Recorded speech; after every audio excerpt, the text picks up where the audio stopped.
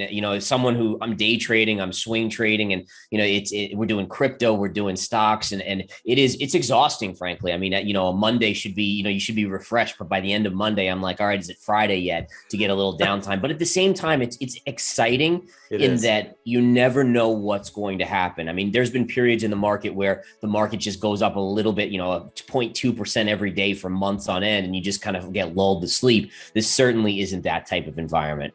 Things that you and I have talked about in the past.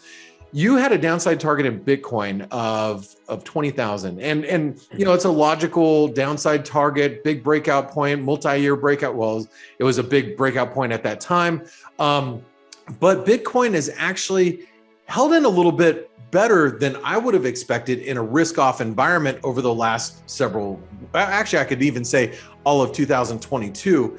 It's just kind of stabilizing at these levels. Hasn't broken down, hasn't really recovered. So do you feel that the 20,000 Bitcoin is still a logical target at this stage? Or do you think that might be even a bigger recovery beyond, let's call it 45, 50,000 in the future before we head lower? What are your thoughts with Bitcoin at this point? Look at the chart here. The chart really describes exactly what's going on. And I can kind of, you know, educate people on what it means. So we had the big move down from 69,000 basically to 33,000. Again, that happened to be a perfect parallel line. This white line connecting the highs from April to November, perfectly parallel connecting the lows. So you can see how recently we've hammered on it twice, once here, and then this was where the invasion of Ukraine kind of started, I believe, and kind of got crazy there. And again, notice how you had this one big update where you heard about a lot of the oligarchs starting to put their money in Bitcoin to avoid sanctions. But then again, we've seen it come back in. And basically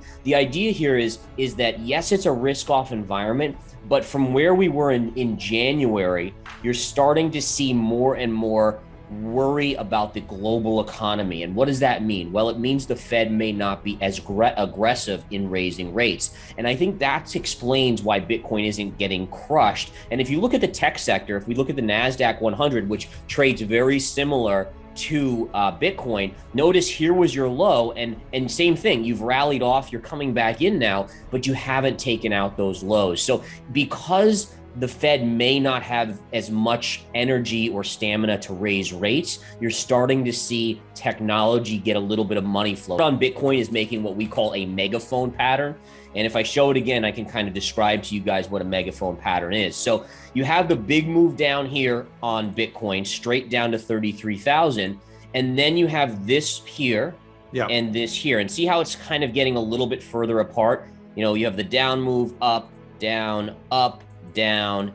That's what we call a megaphone pattern. Now, when you're coming off of a big drop like this, that's actually what we call bearish consolidation. And the probabilities dictate that eventually you do break the downside support. And that's where my 20,000 or even sub 20,000 target comes in. So I do still think we're going down there. The chart's actually starting to tell us that. You know, inevitably, something will give in the Russia conflict, whether it's peace or just some sort of resolution. And then my thinking is that the Fed will have to come in because of this added inflation with oil going up, wheat going up. It's going to create more inflation in the system. The Fed is going to have to be even more aggressive over the next 6 to 12 months. That's going to put pressure on Bitcoin and risk assets for the next leg lower. Okay. Again, I am short oil here. I am short. I'm actually underwater a little bit here from where I started shorting in the last couple of weeks or so. But certainly I do think you're still heading back to probably the 100 or sub 100 level. In the current environment, how important is position sizing to you as a trader with all the volatility that we're seeing in the markets? It is amazingly important, more so than at any point since 2008, 2009, because you have to look at the VIX, right? The VIX tells us how much volatility is in the system. There was one point a couple years ago where the VIX got under 10. I mean, there was no volatility in the system.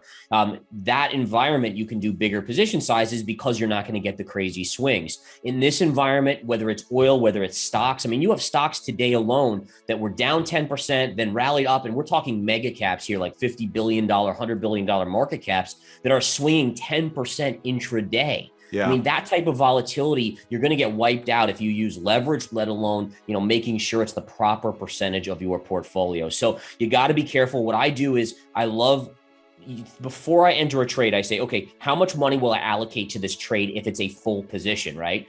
And then what I do is I say, okay, now I'm going to divide it into 4 segments, and I'm going to start with 1/4 of that. And that dips my toe in the water. And then it enables me to kind of, if I'm not getting the exact low of a buy, I can then average down, but never go over that full amount of that I was willing to commit. And that really is helpful in these volatile times, because when you do get that mega bounce or big pullback, you're going to be in the money very, very quickly.